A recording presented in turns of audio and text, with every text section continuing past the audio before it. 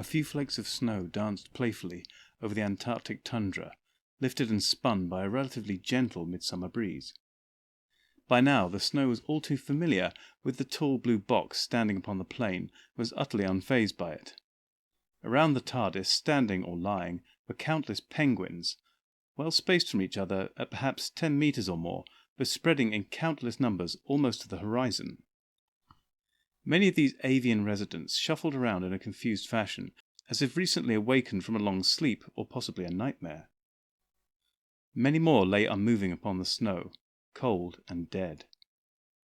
Almost at the horizon itself, it looked as if a vast shallow wave was standing like some oily tsunami, threatening to sweep across the land to drown all in a viscous slick of purest night. Only this tsunami was receding. The TARDIS doors were open a crack, and a cable played out through this narrow opening. The cable, in turn, fed into K9 via the inspection hatch on his right side. K9 still wore the crown-like FDSS fragment on his head, but this had been joined by yet another accoutrement. His nose laser was extended, and from this coiled another wire, narrower than the one from the TARDIS. This lead spiraled upwards until it connected with the base of the sonic screwdriver, clutched in the Doctor's outstretched hand. The Doctor stood with his other hand upon the waist of his snazzy black suit, staring determinedly out towards that ominous horizon, presumably watching the retreating wave. He was dressed only in the aforementioned suit, plus cream shirt and Doc Marten boots, no extra layer required, in spite of the extreme, by human standards, cold. The one unusual addition to his outfit he had made was a pair of ear defenders. A matching pair also adorned the head of the woman next to him. She wore only black leather biker gear, with no extra Antarctic-appropriate attire, similarly impervious, it seemed, to the icy fingers of the soft but freezing breeze. Romana's right hand rested on the top of a solid-looking metal walking cane, its tip buried in the snow. This second Time Lord also gave close attention to the black mass dwindling in the distance, occasionally glancing sideways at the Doctor. Slowly the black wall shrank and disappeared. Romana tapped the Doctor's arm, and his eyes flicked in her direction. "I think it is gone!" Romana shouted, heavily exaggerating the mouthing of her words. The Doctor tapped a switch on the screwdriver and slipped off his ear defenders. "I'm sorry, what did you say? I couldn't hear a word," he responded. Romana rolled her eyes a little, then removed her own protection. "I said," she explained with laboured patience, "I think it's gone!" As she repeated her assessment, she nodded towards the horizon. The Doctor chuckled. "You know, I think you may be right," he replied with a tiny smile of satisfaction. His humour might have also been tinged by a little amusement at his companion's obvious slight irritation. "By now, those penguins still infested with the bulk entities will be so far apart that their infections will almost certainly seep out of our reality back into the bulk and leave them free of their influence." Romana waved one arm, gesturing at the surrounding penguins still in various states of mobility. "Free or dead, it seems." The Doctor harumphed a little at this. "Yes, well, obviously there have been some casualties, but their surviving numbers are sufficient to recover in a decade or two. And besides, there was always going to be some cost after such prolonged contact with the bulk. You of all people should know that." Romana raised an eyebrow. "Should I? Are you sure you're not thinking of someone else?" Although her tone held a note of mocking reproval, she had not been entirely able to hide her smile, betraying her tease.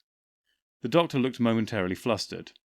No, I don't mean like that. Not direct experience. I just mean you know all the details of our most recent adventures, being so intimately involved and so instrumental in their successful conclusion."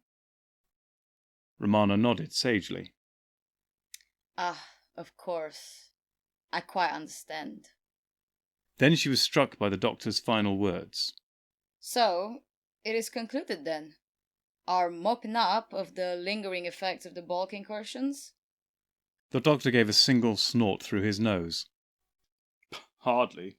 I mean, there are probably many incursions we missed, or simply never encountered, just within that sector of the universe which formed the fragment we were in.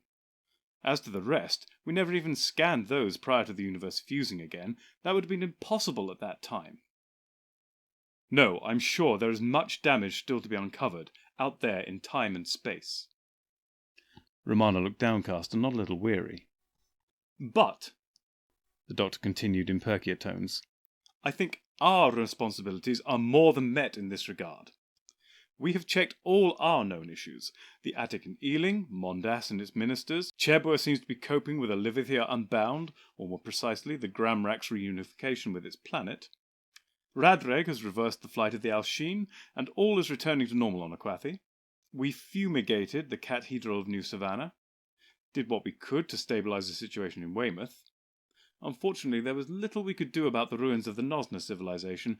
While End of the Line is now more normally connected with the rest of the universe, the corpses litter but no longer roam its ruddy plains and hills. At the mention of this final obscure planet, Romana's grip upon her cane tightened a little, and she glanced sorrowfully down at it. Whether the doctor noticed this or not was unclear. His tone was just as upbeat as before when he continued. Yes, I think we can safely say we have met our responsibilities and more. Romana shook off whatever dark ghosts remained with a toss of her hair. When next she spoke, her tone almost matched the doctor's in positivity. Right then. So where now, Doctor? The doctor detached the cable from the base of his sonic screwdriver, letting the wire fall to the snow while pocketing his trusty device. He then stuffed his hands into his pockets, breathed deeply of the Antarctic air, and looked around them, beaming a satisfied smile over the wintry wasteland. We could just watch the sunset, he suggested amiably, nodding towards the Earth's star a mere 20 degrees above the horizon. Romana huffed impatiently and put her hands on her hips. Doctor, stop playing for time. The doctor gave a wry smile. I take your point. He conceded ruefully. How about Paris? He suggested suddenly. I hear that in this time period they have Christmas markets to rival those of Munich or Cologne. Romana pursed her lips and frowned at the doctor. It's January. Well, we do have a time machine. The doctor offered helpfully. Romana threw her hands in the air in exasperation. Doctor, we are always on Earth. We spend far too much time here. As you yourself said, we do have a time machine. We can go anywhere in time and space. Now it was the doctor's turn to frown. We don't spend all our time on Earth. Why, in our most recent adventures we explored Mondas, Zardil, Janus, Levithia, Aquathi, New Savannah, Neilnia, and End of the Line. Romana shook her head. A very selective account of our most recent travels. We also explored Antarctica, Foxgrove, Ealing, the South Pole again, more or less, Ealing again, Weymouth, and finally the Trap Street in central London. And then we had to visit them all again in the cleanup.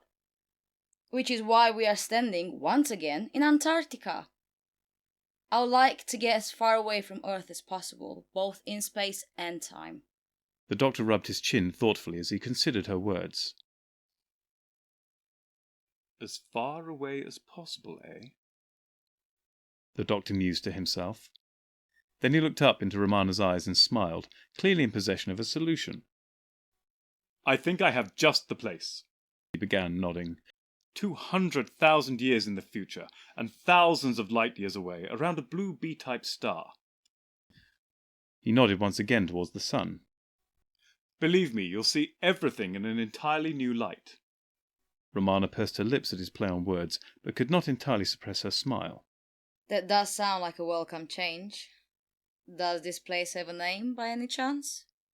Of course, the doctor cried. The planet I was thinking of is called Albia. The inhabitants are non-human. In fact, the system is far, far away from any areas of human expansion in that part of the galaxy. It is highly unlikely we'll find any Earthlings there at this point in their history, or any other for that matter. They are technologically capable in the period I'm thinking of, but well below Gallifreyan. As such, they should provide an interesting source of study and research, as well as providing a lovely change of scene from dear old planet Earth. Romana smiled freely now, nodding in satisfaction. Then let's waste no more time here, Doctor, she said, gesturing to the snowy landscape before them, before pointing determinedly at the TARDIS doors. Time to explore brave new worlds. At that, the Doctor nodded, and together he, Romana, and K9 entered the familiar blue box. The TARDIS pirouetted and spun, flying a couple of 100 meters above the streets of an enormous city. The doors from the main console room were wide open, an ever-changing view of the city scanning haphazardly across this exposed patch. From this relatively low and rapidly dropping vantage point, the city filled the landscape to the horizon. Not that it was easy to make out details as the image swam and tossed sickeningly in the opening. Doctor, Romana began disapprovingly as she reached towards the door controls. have you forgotten how to drive? With that, she flicked a switch and the door swung smoothly closed. The Doctor watched this with a grin as he clutched the sides of the console for support. The grin only partially covered his expression of effort, possibly even struggle, as he wrestled with the TARDIS controls. Nonsense! He retorted with impatient bravado. I used to do this sort of thing all the time, and in my current regeneration to boot. Well, or my previous identical one. Oh, you know what I mean. Romana looked extremely doubtful. I hate to raise the issue of luck when flying, but aren't you technically the 13th of your line? The Doctor shook his head dismissively. Pah! I've burnt a regeneration before and kept the face, and I didn't up my personal count then. Why should I start now? Romana still looked far from convinced. I believe on that earlier occasion you were entirely in control of the process, which I suppose might make a difference to your counting. But as I understand it, your latest regeneration was anything but standard, or in any way under your control. Unless you count the intervention of your first self. The Doctor's frown deepened still further upon hearing mention of the first. Well, unless you really want to go around calling me Lucky 13, perhaps for appearance sake, if you'll pardon the pun, we should just go on calling me 12. Not that we ever do, anyway. By now the TARDIS was a mere 50 feet above the rooftops, and clearly would not remain so for much longer. Doctor, aren't we coming in a little fast? Romana asked, one eyebrow raised. Backseat drivers. The Doctor muttered, before continuing more loudly. As I said, I'm sure I remember how to do this. Romana nodded sagely. Your famous impeccable memory. With the doors now closed, the only view of the outside world came from the various monitors on the main console, or scattered around the room housing it. On these it could be seen that the TARDIS had stopped spinning, more or less, and its lateral motion was similarly almost arrested. The same could not be said of its vertical trajectory, however. There was a bone-jarring, crunching thud as the TARDIS hit the ground and was finally still. Both the Time Lords had bent their knees with the sudden impact, forced into partial crouches. They now straightened up, the Doctor smoothing down his snazzy black suit jacket, while Romana placed her left index finger against the side of her temple. Flying with your usual due care and attention for the passengers, she observed. The Doctor finished brushing himself down and flashed her a grin. Anyone you can walk away from, he said cheerily. Romana raised both eyebrows. A high bar indeed, she exclaimed in a mockingly impressed tone. The Doctor appeared to miss any lack of sincerity entirely, as his tone was just as cheerful when next he spoke. So, shall we see where we have set down? Romana inclined her head, then operated the door controls once more. The TARDIS sat upon a wide pavement, which itself marked the edge of a two-lane highway running in front of a vast palatial building. Such had been the impact of the vehicle's landing that the paving slabs upon which it lay were all cracked and shattered, in stark contrast to those further from the time machine. However, it was not the wanton destruction caused by the Doctor's careless driving which now pressed Romana's brow to furrow and her face to scrunch in disgust. Doctor, this is Earth, came her angry accusation, accompanied by a hard stare. No, it is not, the Doctor responded simply. Romana threw up her hands in a characteristic expression of exasperation. There's no point denying it. In spite of your stated goal to move us as far from Earth as possible, in space and time, you couldn't have got wider of the mark if you tried. This is the British Museum. she continued impatiently, waving to the building before them. To the left and right of them, wings flanked a courtyard, which was bounded on the side furthest from them by the main body of this Regency-style palatial edifice. At this time it seemed the few remaining visitors were leaving the main building and were strolling towards an exit not far from the Time Lords, as might be expected from the British Museum in early evening. Romana now span and pointed to a nearby red cylinder mounted on the pavement, much like the TARDIS, only with greater care. That is a post box, Romana continued indignantly. If that GR on the front is current, I would guess we're in the 1920s or 30s, under one of the Georges. Certainly the vehicles on the street look in keeping with that period. At this, Romana paused and glanced skyward. As do the airships. There were indeed several airships visible at different distances and altitudes, moving sedately across the sky. The doctor shook his head with a laboured show of weary patience. Oh, Romana, Romana, once again have you so little faith? That is not the British Museum. GR is not George Rex. And those are not airships. The doctor then just stood smiling sweetly at Romana. She in turn was neither impressed nor convinced. I think you owe me an explanation, she said slowly before adding, and it had better be a very, very good one. The doctor inclined his head graciously. As you wish. This is Albia, not Earth. This is its capital city, Londra, a similar name, I'll grant you, but 1,000,000 billion miles from London Earth. As he said this, the doctor gestured around him airily, encompassing all the various familiar, unfamiliar sights. That is the Albion Imperial Museum. The GR you see on the postbox over there stands for Gloriana Regina. Gloriana is the Queen Empress of the Albion Empire, and has been for almost 100 glorious years. Now the doctor's arm swept up to capture the sky. And those are not airships. Well, not all of them, anyway.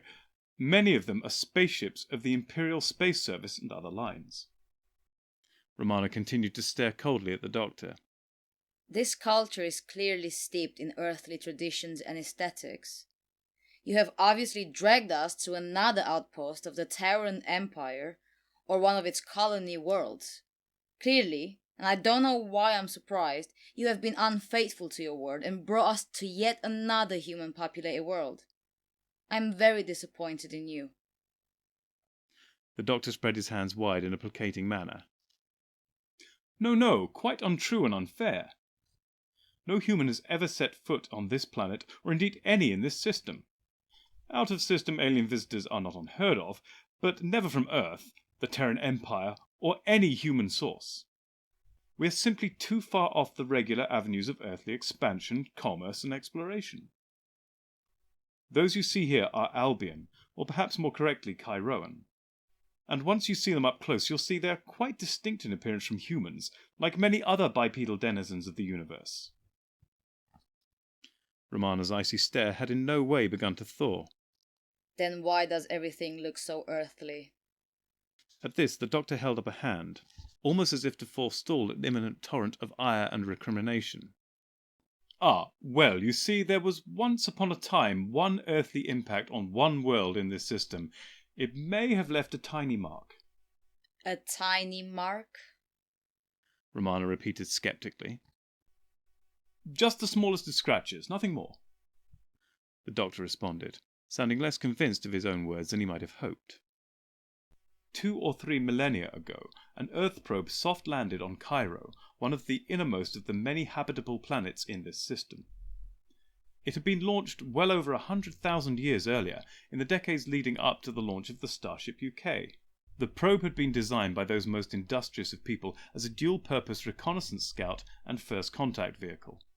Naturally, by the time it landed here, its first purpose was utterly redundant, rendered useless by distance both in space and time. However, it did a rather good job in the second regard. The probe contained a somewhat idiosyncratic means of familiarizing alien life with the people and history of Earth. It contained a condensed, but still multiple volume, edition of the Encyclopaedia Britannica. In paper book form, no less. Romana looked aghast at this, incredulity personified. Paper books? They'd be nothing but dust after millennia of space travel, no matter how well protected from cosmic rays and the like. The doctor held up a finger. Ah, yes, but they weren't exactly paper. The UK Earthlings had printed their knowledge in primitive book form precisely because it would be easier to interpret and decipher by less technologically advanced civilizations, if they were to find it. But they weren't averse to high tech when needed. The paper was in fact a far more robust polymer weave, engineered for extreme durability. They survived even to this day, recently, more or less, rediscovered by the Albian Empire. As it was, those first original Chiroan discoverers of the probe did decipher the texts and contextualize the imagery. More than that, as the most ancient first wave of Chiroan explorers spread out from their homeworld in little more than barrels with sails, they took with them slavishly reproduced copies of the original texts, rendered in more primitive materials naturally. These texts moulded the thinking of those early interplanetary settlers and still do to this day. Romana had raised another sceptical eyebrow at the mention of ancient Chiroan space explorers traversing the cosmos in barrels, but for now let it slide. She had bigger fish to fry. She froze the doctor in place with the hardest of stares. I would like to say I can't believe you have done this, but this level of dishonesty is par for the course for you. And yet still my own hopes betrayed me. I had hoped this behavior from you had finally run its course. The doctor looked both flustered and shifty. What do you mean? I have taken us ages from Earth, both in time and space. There will be no humans here, and... Here the doctor's torrent of words were dammed by Romana's raised hand. You may have told the literal truth, but in spirit it is nothing but lies and selfishness, rotten to the core. You knew I wanted new experiences away from Earth. Knew this because I told you. And yet, what did you want? Clearly you could not shake free from this obsession with all things earthly, at least not entirely. And so you devised this clever ruse in order to keep to the letter of your word, yet all the while satisfying your own wants and desires. With no discussion, no hints, no warnings, just an "oh, look, what a strange coincidence, how familiar it all seems," and a shrug. And no actual thought or consideration given to anyone else whatsoever. Romana paused momentarily, and unusually the doctor did not fill the silence. His head had even dropped a little. Romana noticed this, but her manner did not soften. I have put up with a lot of this over the years, both when we travelled together the first time and not a little in our most recent adventures. Did you ever stop to think why I left the first time? But I had seen signs of you growing and learning from your recent experiences. Had hoped you had begun to break your selfish habits. And yet, here we are. The doctor looked up into Romana's eyes, unable to speak, some internal conflict paralyzing his tongue. Actions have consequences, Romana continued slowly. You of all people should understand that. What you have done today will have repercussions. For good or evil, it is hard to say. But things feel far from good right now. The doctor's eyes actually looked a little pained and tortured by this point. His voice was unusually quiet, meek and sincere when next he spoke.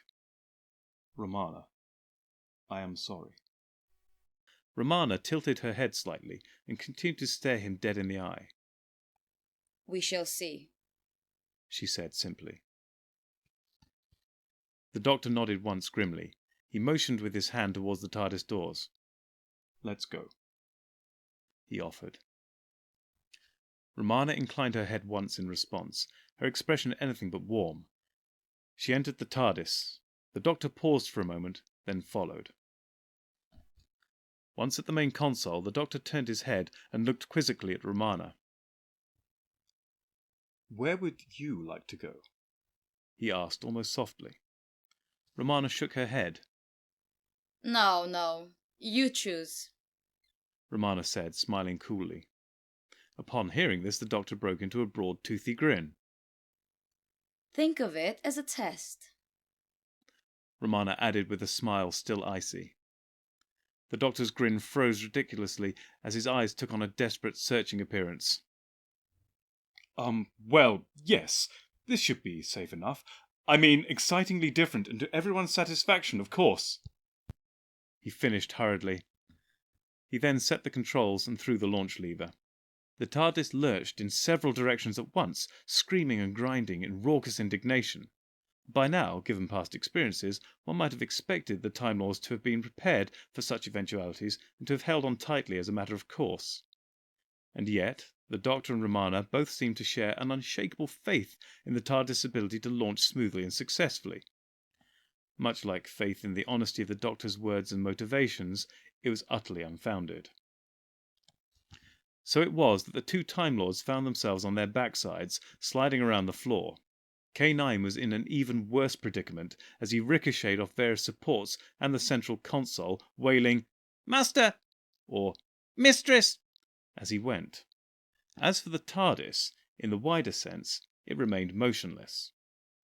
The disturbance past, the Doctor picked himself up and dusted himself down. Now that's damned peculiar, he grumbled to himself, frowning. Romana too stood up, then bent down to put K9 back on his wheels. Peculiar. She agreed cautiously. Yet, like so much today, oddly and worryingly familiar. Yes. The Doctor nodded his slow agreement. He then whirled and pointed fiercely at the robot dog. K9! He gasped. Yes, Master? K9 responded. You are still fully integrated with the FDSS, the four-dimensional stress set, yes? Affirmative, Master. Good boy. The Doctor cooed approvingly. Now, he continued briskly, scan the area and look for any signs of space-time instability, anything resembling the damage caused when the universe fragmented and almost dissolved into the bulk. K9 whirred for a second, thinking. Master, I am unclear of the parameters for this search. How far from our current location should I extend the scans? The Doctor shook his head, smiling patiently. Now, K9, use your imagination and initiative. I know you have those in your programming somewhere, he said with a wink. Very well, K9 responded. I shall try, Master.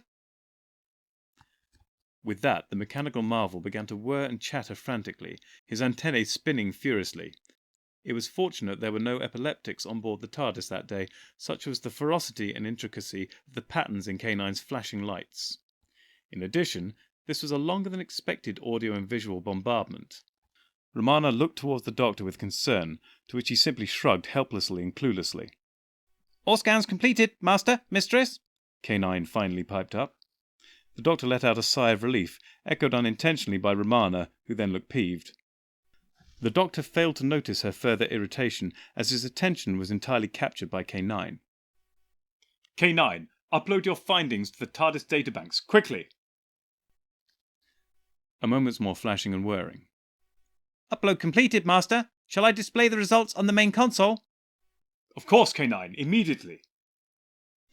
With that, the Doctor and Romana moved round to one of the monitors on the main console to study K9's findings. The Doctor arrived a little ahead of Romana.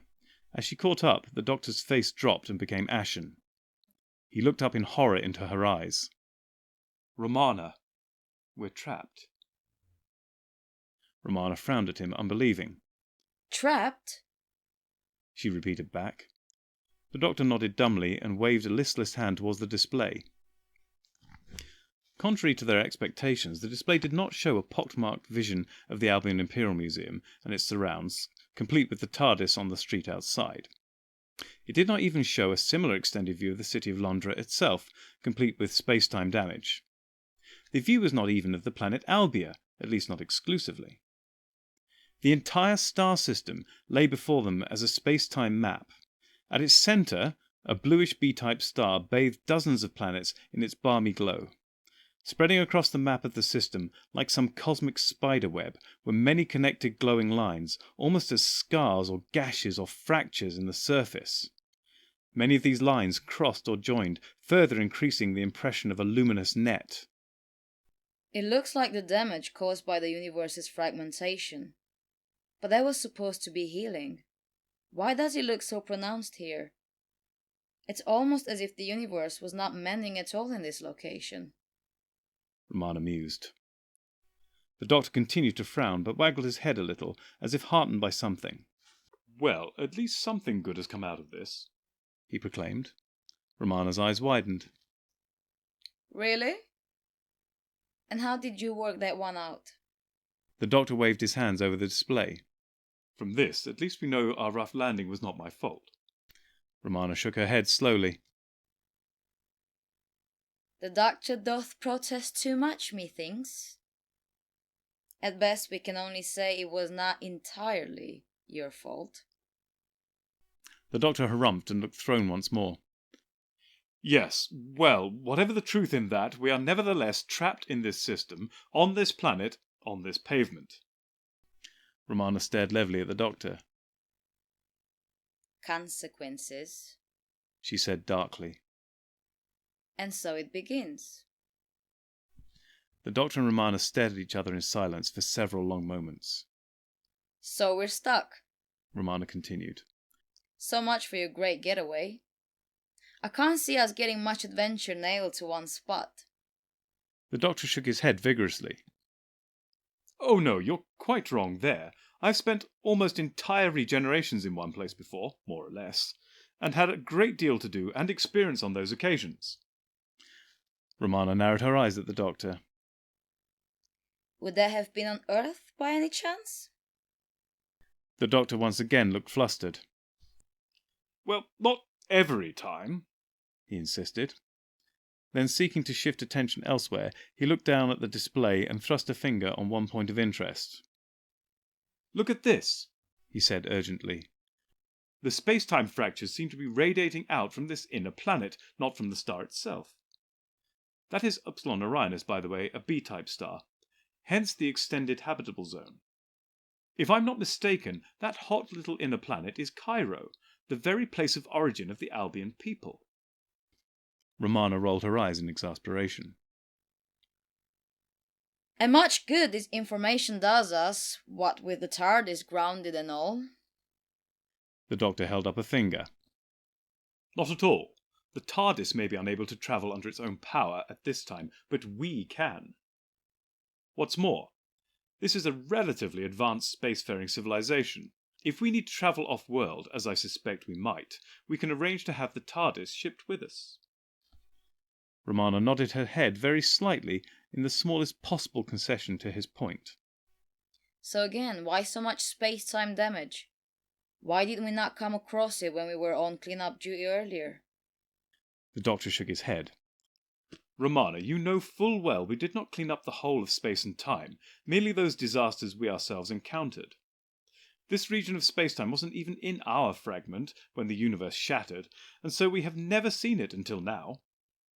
Unfortunately, I fear we may run into this sort of thing more often than we might like." Romana stroked her chin thoughtfully, then nodded. I've no doubt you're right. So where now?